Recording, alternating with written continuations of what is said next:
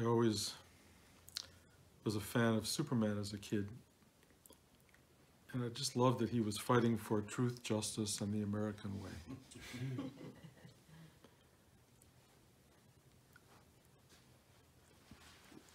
The word that has really surged for me in the last days, maybe months even, is the word truth.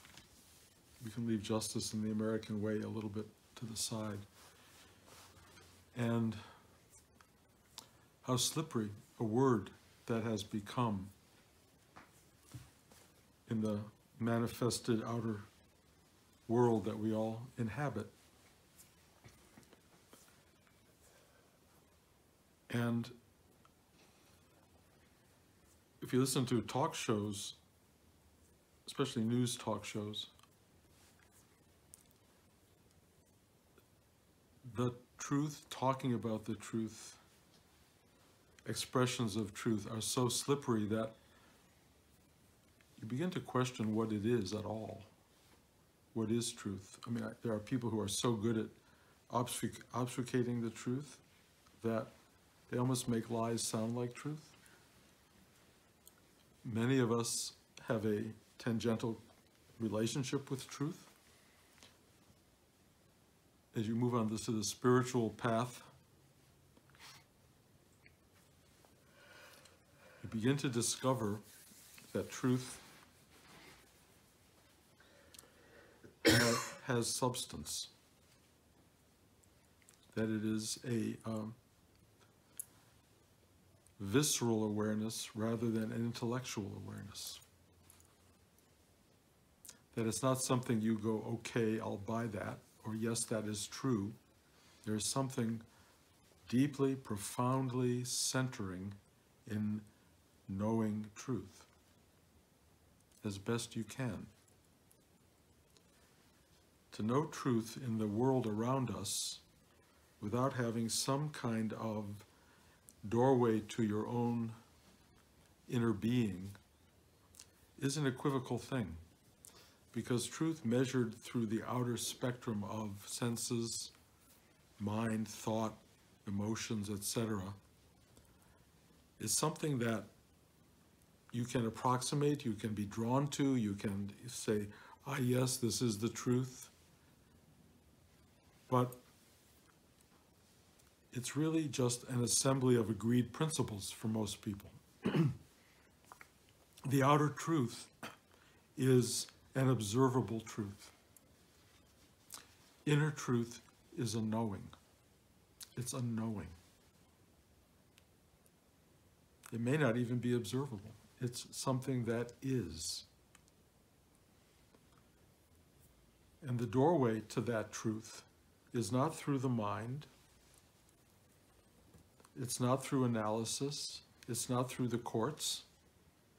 The doorway to that truth is within.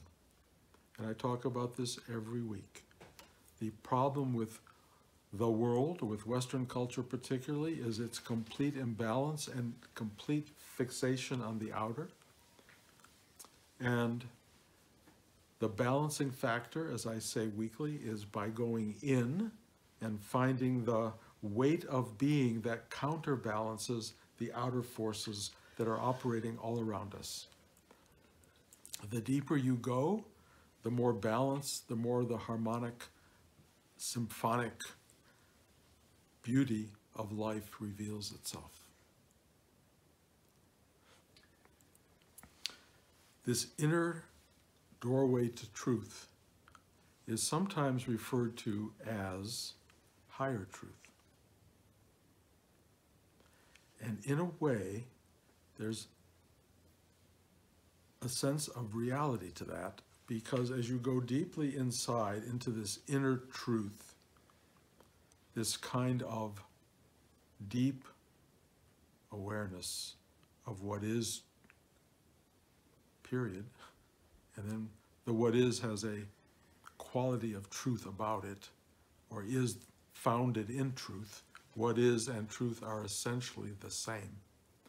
But as you arrive at truth internally, there is like an elevator. if you will. As you step into truth, it goes up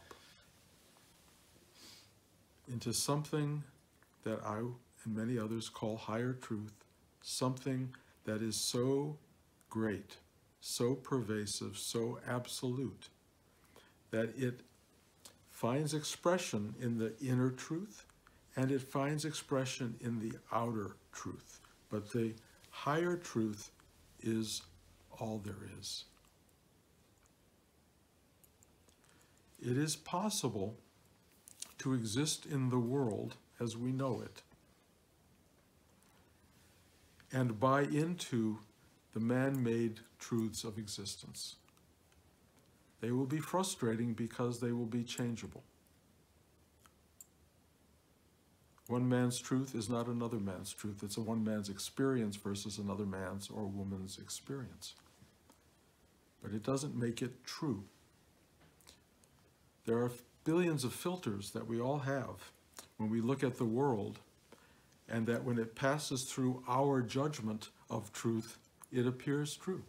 Our judgment is fundamental in determining truth, but our judgment mostly is mindful, it is based on experience, and it is founded in a world of impermanence, and therefore, in most cases, unreliable.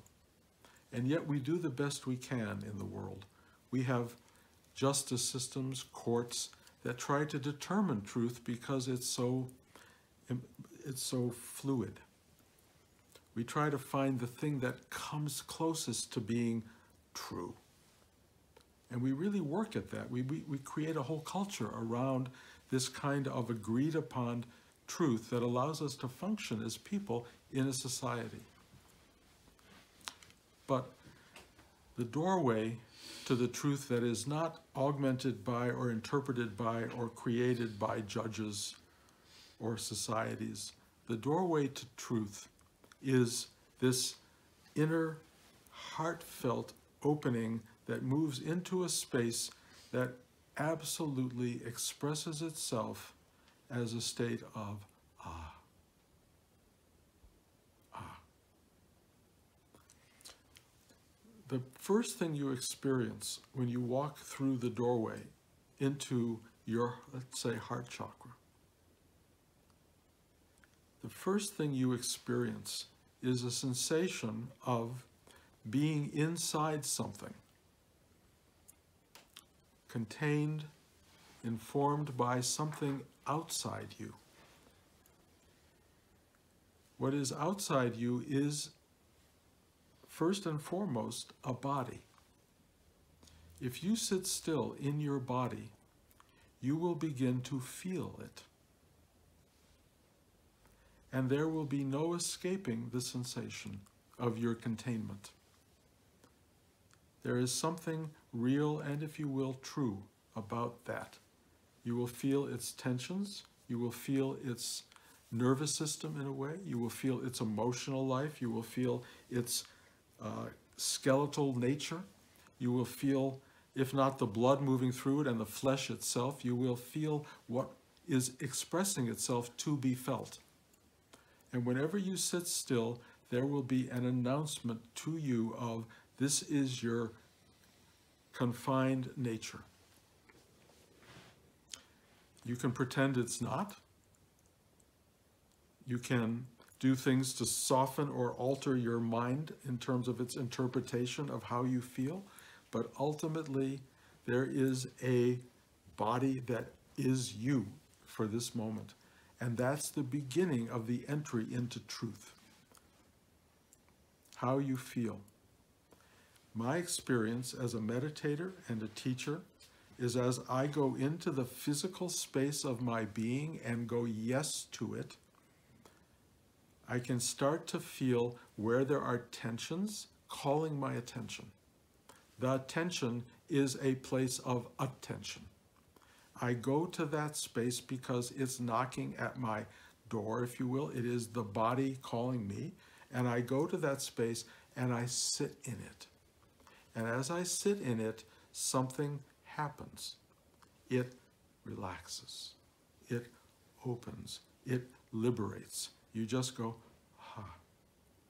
It may not do that at certain times, but mostly, if you go there and you make peace with the what is of it, there is no embattlement, there's no creating more problematic gripping sensations. It's just going, okay, and you sit.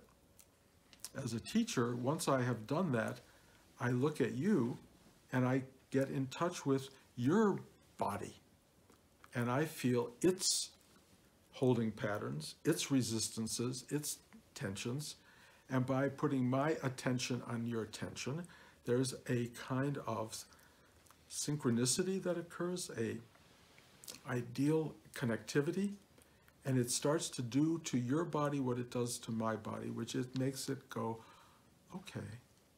And there is a kind of interaction that transpires between teacher and student that is an alignment of bodily awareness that as soon as it connects, starts to do something phenomenal, which is it exposes the two to the one.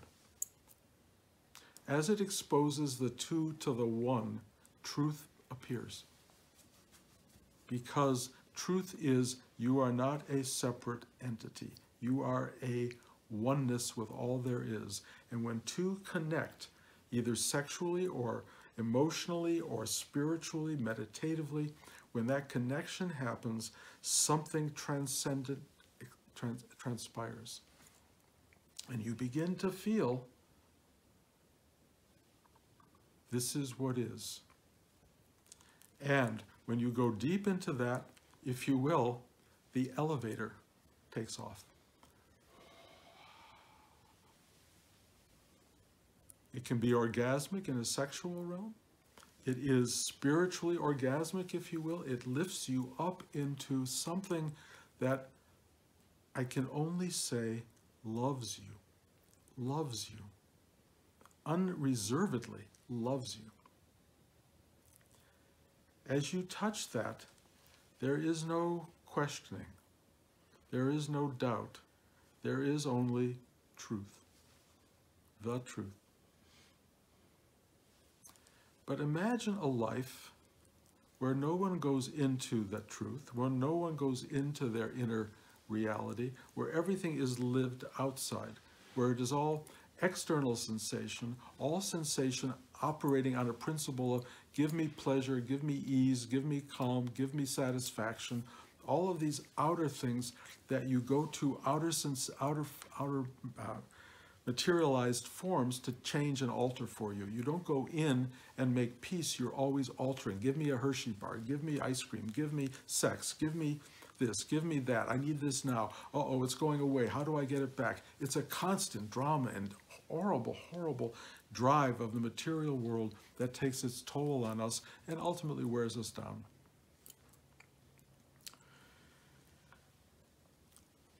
The entry point into survival, if you will, into living a life that has a core value, that has something that deeply, deeply gives worth and quality to being, is going into this inner space and finding truth.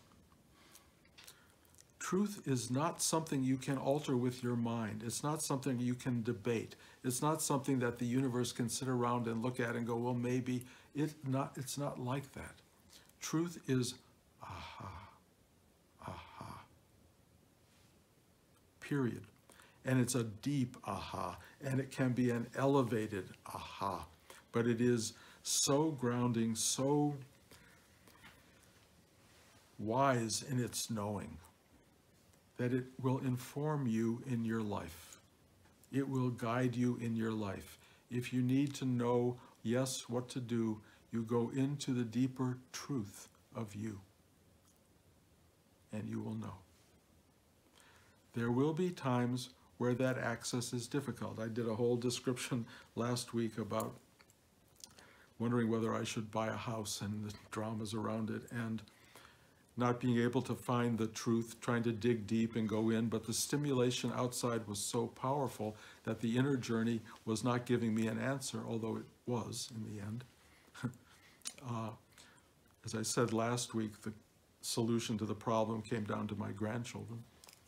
But it was a little voice inside me that gave them, these innocent little beings, permission without their knowing it to inform my outer life.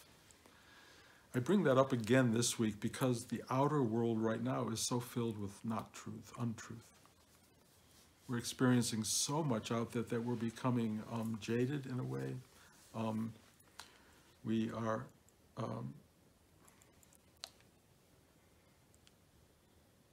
cynical people. When I was in Russia last year, I was told the whole culture has become cynical because there's no truth. No one knows what to believe. There are whole countries around the world where the truth is just whatever somebody tells you it is today.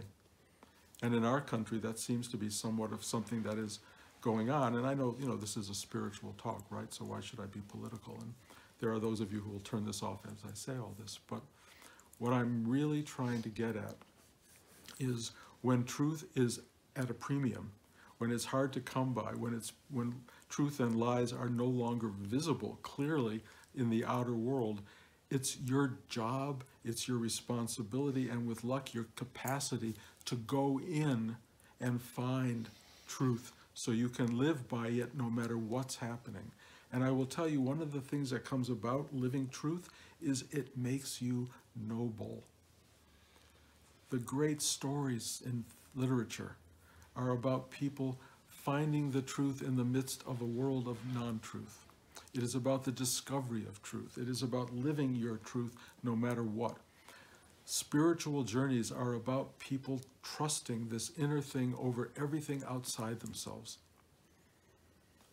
It's really worthy. It's truly worthy.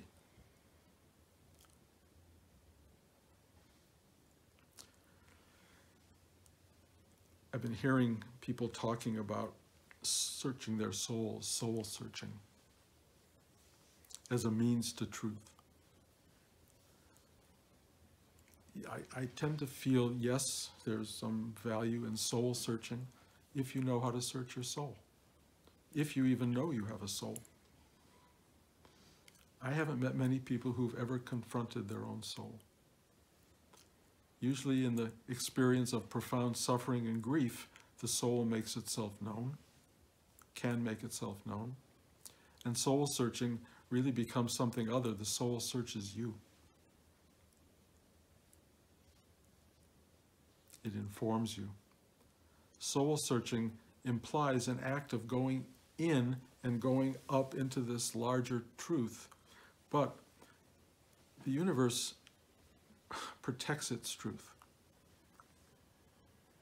It doesn't just say, oh, here's truth. Here you go. It's yours. Okay, here, 2 cents, got it. It's not like that. Truth is earned, really. And soul searching is a practice. It has to be something that brings you to this moment that is profoundly altering. The doorway in is a big price. You have to pay a price to talk to your soul. Or you have to sit daily and practice the inner journey, because that is the journey to your soul, which is also your truth. That's what we're all doing here. Everybody's doing this thing, that we're trying to understand how to live this material life in this body that has a physical dimension to it, that kind of imprisons on some level this inner vastness, which somehow, through the power of the meditative experience, allows you a release from bodily form into something greater. When you really sit deep in the truth, you realize you are not contained or containable. You realize that you are infinite and eternal and vast beyond understanding. But the only way to get there is feel the truth of your body. Feel the containment, feel the tension, feel the fear, feel the drama, feel all of this stuff that goes on in the material world and say yes to it. Yes to the truth of your being. Starts with your physicality and then it moves outward. it also goes inward. And the inward and outward journey are both combined. The deeper you go in, the more you expand out. The more you expand out, I wish I could say that also allows you to go in, but only in the end, by the blowing up of the outer, does the inward finally reveal itself.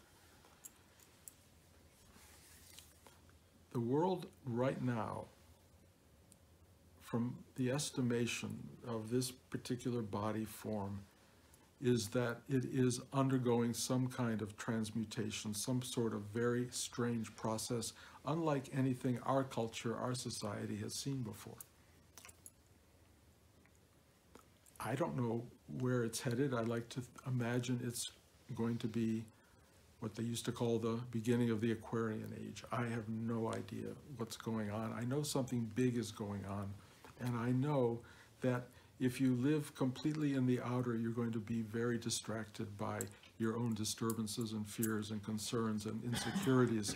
The only wise, simple thing to do at this moment in time is go deep inside as a regular practice. Breathe your way into your heart, into your navel gut, into your third eye opening. Go inside and seek out this place that knows what is happening, that knows truth, no matter how obscure it may be in the outer form. Go inside and you will be able to live a centered, dynamic, real, loving, connected life. And you will help other people do that. You will help other people find their way because people need it. I really feel certain things are shifting. I don't know where they're headed exactly. I think none of us do, which is really kind of fascinating. But things are happening, and we need to be available, strong, real, filled with truth as deeply as we can, and express it in every opportunity, in every way that makes itself possible to us. In that way, we serve the world, we serve each other, we serve the community, we serve the universe itself, which loves, honors, obeys, and exalts in truth.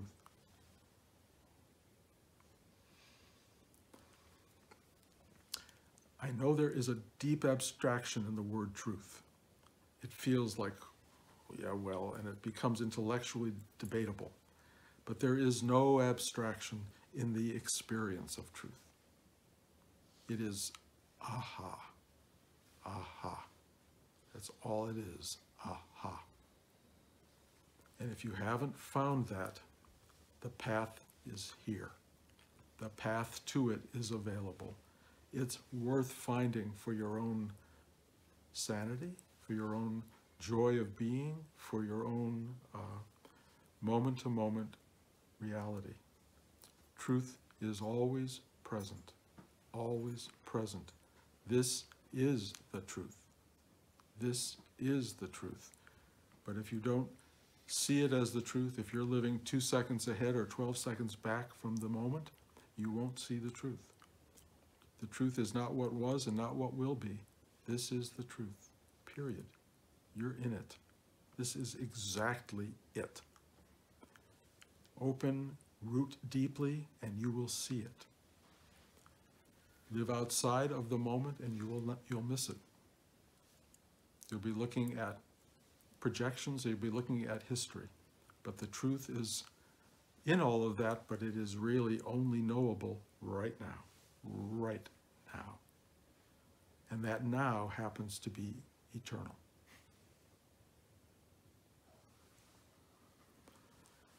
So, I think I've hit all the notes I wanted to hit. I don't know what more to say. I probably can go on, but I think let's not do that. If there's any questions, I'm happy to try to answer them. And if not, the end. Oh, is that a question? Yeah. Okay. So it's kind of a funny question, but I was struck hearing sportscasters going really in depth about analyzing the game and what happened. and it feels like they have truth. I don't know if that's the case because I don't know sports, but I'm like, why? It's like if those people could be doing the news or Well, solving if- world peace, if the world- they could do it because they're so Well, in depth. So I didn't know if you have thoughts about that. no, I don't have any. I have no thoughts about it. You know, everyone's approximating their idea of truth, and the more intellect you can bring into it, there are books and books and books and books written that are in some ways approaching the truth, expressing the truth as they know it.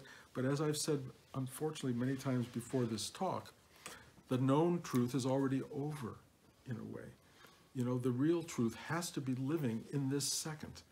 And sportscasters who can see the fact that, you know, that they were able to pass the ball this way instead of that way, and if they had done this and didn't do that, then that would never have happened, but this is how it was done, and this is the clarity, and you get the picture.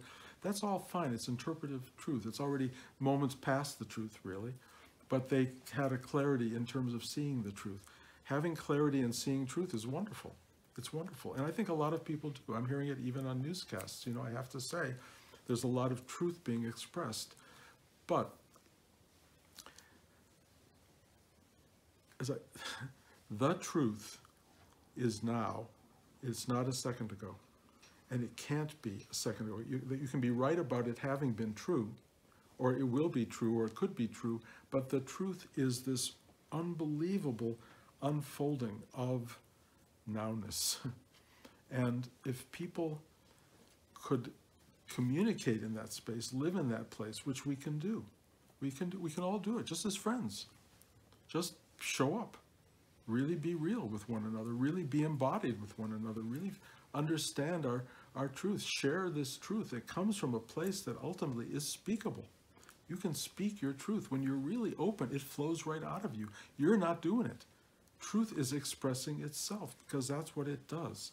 And when you see it like that, and you see how a world could exist with people in such communication, in such connection, in such harmony, the possibilities are unbelievable. The dramatic reality of our world is that nobody's in that truth, or most people are not. And so we have this thing that goes on, which, I don't know, in my mind is like a school for people learning truth by watching and experiencing lies and falsity. And you discover your way in. You discover your way into truth. And those who do graduate, and those who don't graduate. If maybe, I'm not saying that as the truth, but that's a possibility. All I know is the truth knows itself, and it knows its ends, if you will. And when you touch it, you'll know it too. You'll know it. You'll just go, yeah. You may not even be able to hold it, and probably can't, but you'll know it when it's there. And the reality is, rather than hold it, live it. Then you don't have to hold it. You don't have to write it down. You don't have to write a book about it. You don't have to make a movie about it. You live it. And the living it is so much better. People who create art out of it, who create narrative out of it, it's wonderful. It brings people into their moment of truth. Great poems, you know, Rumi, one of the greatest poets ever. Every time I read a Rumi poem, at the end of it, I'm in the moment. I have arrived at truth. And then it's gone, and then I'm on to the next thing. He brings me back over and over. Meditation brings us back over and over. Or just wake up and live it out as best you can in every second by just handing yourself over to the present tense, to the truth of the moment, and be that person who, with some kind of grace, is able to enter the world in present tense and see what it does. It's the journey. It's what we're all aiming at, that. And the great teachers are the ones who have, in a sense, entered that space and expressed themselves from that space. And we know it when we see it, and more importantly, rather than honor it, be it. It's not to learn to be them, it's to be you. Because you're, at every moment, an equal to what they are if you want to be. You can be the great teacher at this moment. All you have to do is be present. Show up and speak the truth. But it's best to be grounded in it rather than have an equivocal, momentarily moment of truth and then a moment of maybe truth. You know, And all I can even tell by what I'm saying right now, the word truth now is becoming meaningless. You know, how many times can you talk about truth and have it still add up to anything? So it's better in a way to shut up. But let me just end and say, this is your journey, not my journey. It's the human ride. We're all moving toward this thing that is already there. It just isn't to be found in the future, and it isn't in the past. You're in it. You are it. Figure it out. Okay. Oops. Okay. If you encounter a loved one who's living in a way that you believe is not optimal and perhaps even harmful for them, and you have a knowingness about it, do you just take the role of a lighthouse and shine light, or do you try to intervene in some more direct way? Well, I mean, find the truth in you and let it guide you. You will find, my experience is, doors open when they need to open. You don't have to open them. You don't have to be the one who judges that, because usually it's our own mind and our own sense of truth that's trying to give them our truth. Right. And what is better to do is sit still, open to the truth, and it's amazing what takes place. All of a sudden, they're looking at you in a particular way, and they step in, and you can say whatever it is, and it doesn't have to be words. You can emit this thing, and they will feel it. They will touch it. They will be aware of it. It's really, it's hard. There's a world of activism that I am sort of playing with myself at the moment. But what is really getting me more than anything else, and I'll share it with you because it may work, there's nothing like expressing honesty. Honesty is not always the truth, but it's your truth. And I think we can go to people and say, look, I may be wrong, but this is what I feel, this is what I wish for you, this is what I hope for you. You can try that. If it comes from an honest place and not a controlling, judgmental, dictating place, it can have impact. But if you're coming from something other than your truth, people will know it and they will be put off by it. But when it's real and it's honest, you can have real impact in the world. And there's a deep innocence in it. There's a real love in it. There's a real caring and a real compassion. And when that comes through, people feel it. And I think you can offer that to another person. But if that moment for that honesty doesn't arise, wait for it. Don't force it. Forced honesty is a problem. The moment will come. You may have to wait a year or more, but it will come. And when it does, the lights go off and it says, okay, come on in. And it really does happen. Does that help? Thank you, it does. Okay. I'm not sure if there's kind of a question here, but I think through meditating I've realized sometimes that I can be present and know when I'm off presence or off the truth, kind of like almost kind of feel it that I'm acting from a compulsive or just a learned response rather than kind of what I innerly know. And is that a good reflection towards moving towards that, or just stop and meditate? Well, yeah, I think so. It's better to know when you're off it than when you're not, and not to know that you're off it, because when you are off it, which is how many people live, they create a lot of havoc as being off it. Knowing that you're off it is an opportunity to go and come back to it, if you can, or if you can't, what is it? What is the dynamic in you that wants to be off? What is it that enjoys being off? The irresponsibility, the fun of not having to take ownership, or whatever the things are that keep us from finally taking on this deep responsibility of honesty and truth. What is it that wants to remove us from that? It's not a friend in most regards, because real honesty doesn't involve uprightness and solidity and formality. It has great joy and ease to it. Real truth is not hard. It is a embrace. That's all I can tell you. And I know it when I see it, and I know it when I feel it, and I know it when I don't feel it. And I work really hard because my body tells me I have to get back to that. It's really instructive. And you have to do what you have to do. But I am seeing a lot of people spinning out these days because the world around us is spun out and people are not understanding quite how to function in this moment with so much going on. And so all I can say is use that as a reason to take more time to sit still, go for a walk, have an honest talk with someone, give someone a hug, whatever it takes to re-establish you in your quietude. And in that quietude, the doorway opens into something deeper, potentially a profound knowing of truth, and you will be fine. You will be taken care of in that moment. It doesn't mean that you won't step back outside into the thunderstorm, because it's right out the door. And you're going to go out in just a minute, and with your umbrella blowing all over the place and the rain hitting you, and it's going to be that kind of a day or month or year or decade, I don't know.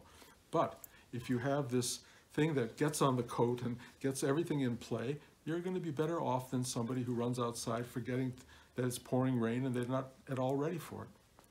It's just a help. It's a big help. Not only is it a help to you, but it becomes ultimately a help to others. Because you can start to say, hey, put on your raincoat. It's raining out. Or I'll pull the car over and you can run in. That kind of behavior that really helps people, as opposed to everybody caught in the same horrible jam. It might be fun for a little bit, running through the rain quickly to get to something, you can almost be singing in the rain.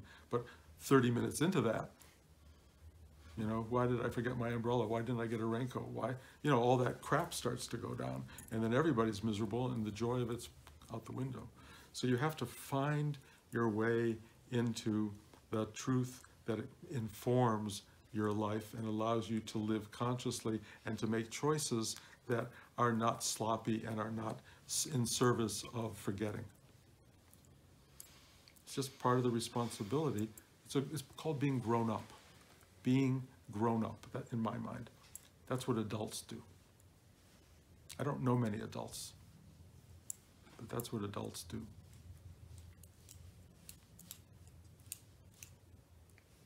That scared everybody off.